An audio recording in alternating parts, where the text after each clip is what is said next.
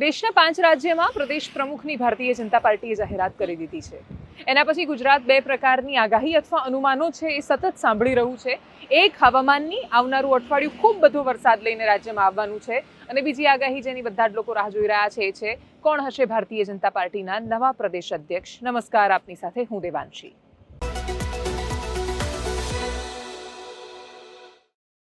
સી.આર. પાટીલ કેન્દ્રીય જળશક્તિ મંત્રી ભારતીય જનતા પાર્ટીના પ્રદેશ અધ્યક્ષ બન્યા પછી 2017માં જે પરિણામ આવ્યા હતા એના પછી જે મોટો પડકાર આવ્યો, કોઈ કલ્પના નહોતું કરી શકતું કે ભારતીય જનતા પાર્ટી માધવસિંહ સોલંકીનો રેકોર્ડ તોડશે, પણ ઘણા બધા રેકોર્ડ તૂટવા માટે બનતા હોય છે. એ સાબિત થયું. રાજનીતિમાં, ગુજરાતની રાજનીતિમાં સૌથી મોટો ઇતિહાસ કોઈના ફાળે અથવા ભાગે આવ્યો હોય તો એ સી.આર. પાટીલ રહ્યા છે. પણ દરેક કાર્યકાળ એનો એક અંત થતો હોય છે, અને એટલા જ માટે ગમે તેટલો ગ્લોરિયસ રહ્યો હોય આ કાર્યકાળ, સી.આર. પાટીલનો એ સમય પૂરો થવાનો છે. કોણ હશે કે જે એમનો ઉત્તરાધિકારી બનશે? કોણ હશે કે જે આ પદને સંભાળશે? અને કોણ છે કે જે ભારતીય જનતા પાર્ટીમાં હવે સર્વોચ્ચ પહોંચ્યા પછી બધું ટકાવી રાખવાનો પ્રયત્ન કરશે? આ સવાલ હવે સામે આવીને ઊભો છે. બાબુ જેબલિયાનું નામ ખૂબ વધારે ચર્ચામાં છે. સવારે ભાસ્કરે પણ જે રિપોર્ટ કર્યો એ પ્રમાણે સૌરાષ્ટ્રમાંથી ચહેરો છે, કાઠી સમાજ છે, ઓબીસી છે, કિસાનો સાથે, ખેડૂતો સાથે સંકળાયેલા છે. એ રીતે પણ એ વાતને જોવામાં આવી રહ્યું છે. 5 રાજ્યમાં ભારતીય જનતા પાર્ટીએ ઓલરેડી પોતાના પ્રદેશ અધ્યક્ષનું ચયન કરી લીધું છે, અને એટલે જ આવા સમયમાં કયો ચહેરો આવે છે એની સામે બહુ જ બધા પડકારો રહેવાના છે. સૌથી મોટો પડકાર એ કે સંગઠન એટલું મોટું અને વિશાળ થયું છે. દરેક જિલ્લામાં કાર્યાલયો છે, દરેક જિલ્લામાં ખૂબ બધા કાર્યકર્તાઓ છે, અને ખૂબ બધા માણસો હોય ત્યારે દરેકને ઉતાવળ હોય છે કશુંક મેળવવાની. એ ઉતાવળ કેવી રીતે સચવાશે એ બહુ જ મોટો સવાલ રહેવાનો છે. બીજી કોઈ આગાહી જેની ગુજરાત રાજ્યને પ્રતીક્ષા હોય તો એ છે વરસાદની આગાહી. વાતાવરણ છે એ જૂન મહિનામાં જે વરસાદ પડ્યો, એટલે સરખામણીએ જોવા જઈએ તો સિઝનનો જે અપેક્ષિત વરસાદ હોય એના કરતાં જૂનમાં 100% વધારે વરસાદ ગુજરાતમાં પડી ચૂક્યો છે.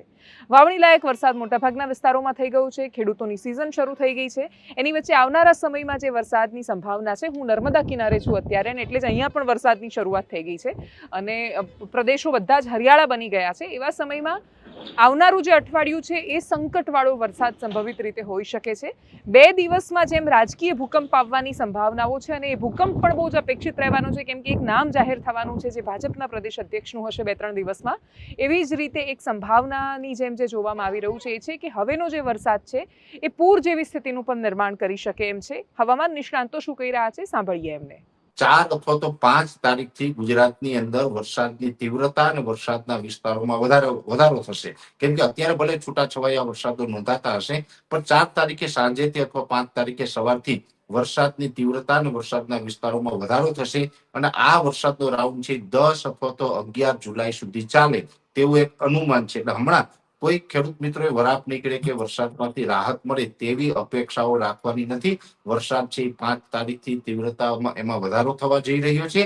એટલે 5 થી 10, 11 તારીખ સુધી જે વરસાદ ચાલશે એમાં એવરેજ ગુજરાતની અંદર 5 થી લઈ અને 7 ઇંચ સુધીના વરસાદો નોંધાય તેવી શક્યતાઓ છે. અને આઇસોલેટેડ વિસ્તારો એવા હશે કે જ્યાં 7 ઇંચ કરતા વધારે વરસાદ પડી શકે છે. જ્યાં વિસ્તારની અંદર ગાજવીજ અને થંડરસ્ટોર્મ એક્ટિવિટી થાય ત્યાં થોડુંક વરસાદનું પ્રમાણ વધારે રહેશે. એટલે સીમિત વિસ્તારોની અંદર 7 ઇંચ કરતા વધારે વરસાદ પડે, પણ એવરેજ ઓલ ઓવર ગુજરાતની અંદર 5 થી લઈને 7 ઇંચ સુધીના વરસાદો નોંધાય તેવી શક્યતાઓ છે. જેમાં દાહોદ, ગોધરા, છોટાઉદેપુર, મહીસાગરના વિસ્તારમાં પણ સારો એવો વરસાદ નોંધાશે. મધ્ય ગુજરાતના અમદાવાદ, ગાંધીનગર, આણંદ, નડિયાદ, વડોદરા, વિરમગામ જેવા વિસ્તાર એમાં પણ સામાન્યથી સારો વરસાદ નોંધાઈ શકે.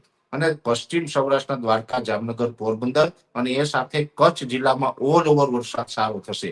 આમ તો કચ્છ જિલ્લામાં અમે ઘણા સમયથી આપના માધ્યમથી માહિતી આપતા હતા કે કચ્છ જિલ્લાનું જે બન્ની વિસ્તાર છે, ત્યારબાદ ખડીર વિસ્તાર છે, રણના જે ટૂંકમાં ઉત્તર ભાગો છે એમાં વરસાદ ઓછો હતો, પણ એ વિસ્તારોને પણ 10 તારીખ સુધીમાં ઓલ ઓવર સારો વરસાદનો લાભ મળે તેવી શક્યતાઓ છે. સૌરાષ્ટ્રના બીજા બધા વિસ્તારોમાં પણ સારો વરસાદ થશે.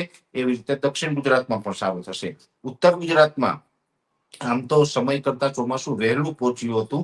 ઉનાળુ પાકમાં ઉત્તર ગુજરાતમાં પણ જૂન મહિનાની અંદર થોડું ઘણું નુકસાન પણ જોવા મળ્યું છે. અને અત્યારે છૂટાછવાયા વરસાદો છે ઉત્તર ગુજરાતના ભાગોની અંદર પડી રહ્યા છે. એમાં પણ 5 થી 10 જુલાઈ દરમિયાન સારા વરસાદો નોંધાય તેવી શક્યતા માની રહ્યા છે. એટલે ઓલ ઓવર ગુજરાતમાં લગભગ ગુજરાતના 80 થી 85% વિસ્તારોની અંદર 5 થી 10 જુલાઈ દરમિયાન સારા વરસાદનો રાઉન્ડનો લાભ મળે તેવું એક અનુમાન છે. 10-11 જુલાઈ આ વરસાદનો રાઉન્ડ પૂર્ણ થાય તે પછી કદાચ અત્યારના અનુમાન મુજબ જોવા જઈએ તો બીજી કોઈ સિસ્ટમ તુરંત જ આની પાછળ નથી આવતી. એટલે કદાચ 10-11 તારીખ પછીથી 2-5 દિવસ માટે આપણે વરસાદમાંથી રાહત મળે અને આપણું વાતાવરણ ખુલ્લું થાય તેવું અનુમાન અત્યારે અમે લગાવી રહ્યા છીએ પાયલબેન.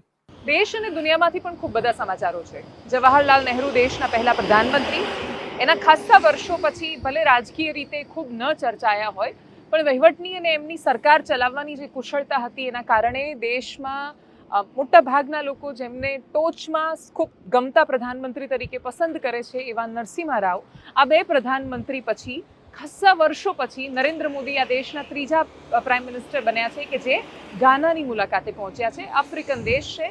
ગાનાની મુલાકાત આપણા માટે ખૂબ રસપ્રદ રહેવાની છે. ત્યાંથી સોનું આપણે ઇમ્પોર્ટ કરીએ એવી પણ સંભાવનાઓ છે. કોરોના સમયમાં આપણે વેક્સિનનો સપ્લાય પણ પૂરો પાડ્યો હતો.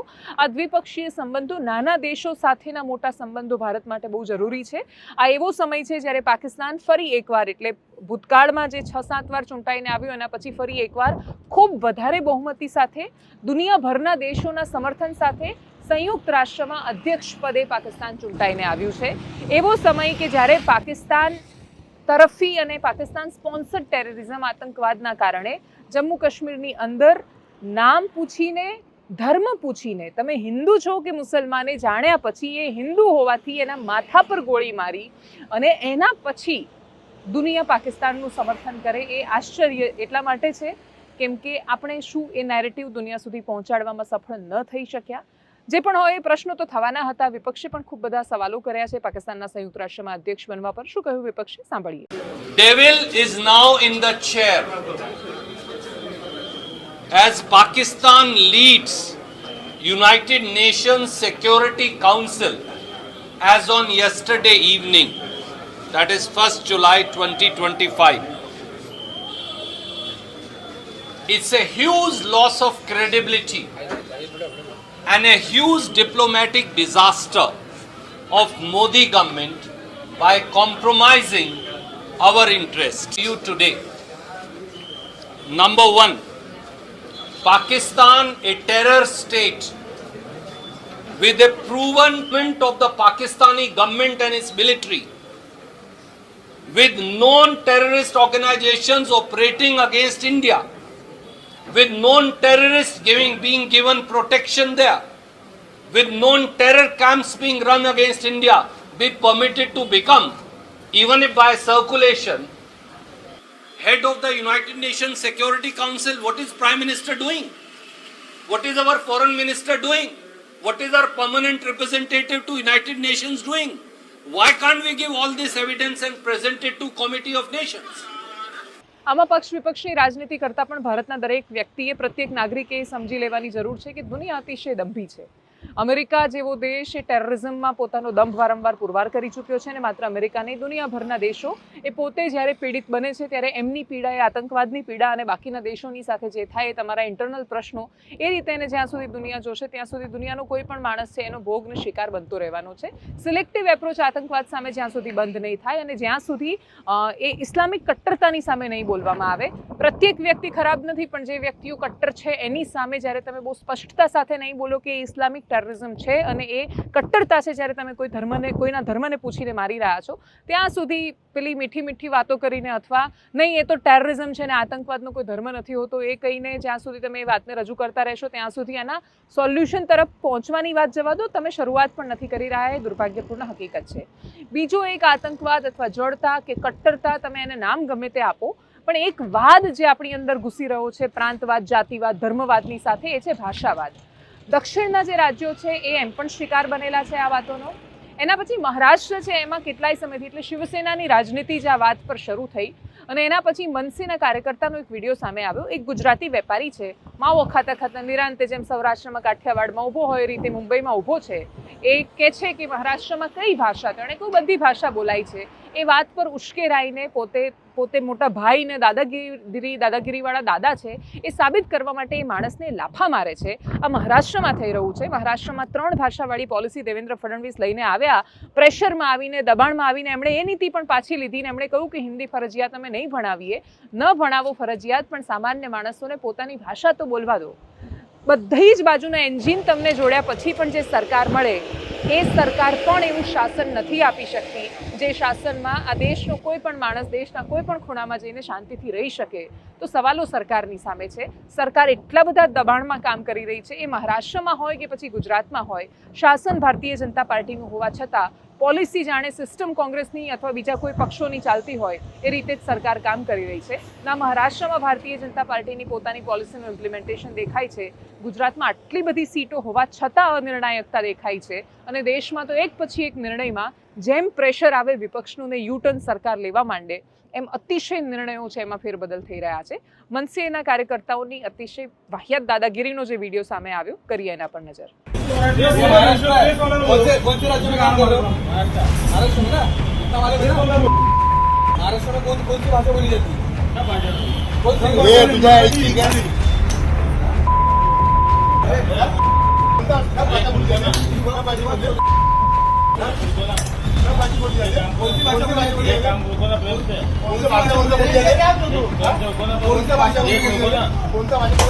એનાલિસિસમાં અત્યારે બસ આટલું જ. જો આપ અમને યુટ્યુબ પર જોઈ રહ્યા છો તો સબસ્ક્રાઇબ કરો, ફેસબુક પર જોઈ રહ્યા છો તો ફોલો કરો, અમારા વિડીયોને શેર કરો. હું નર્મદા છું.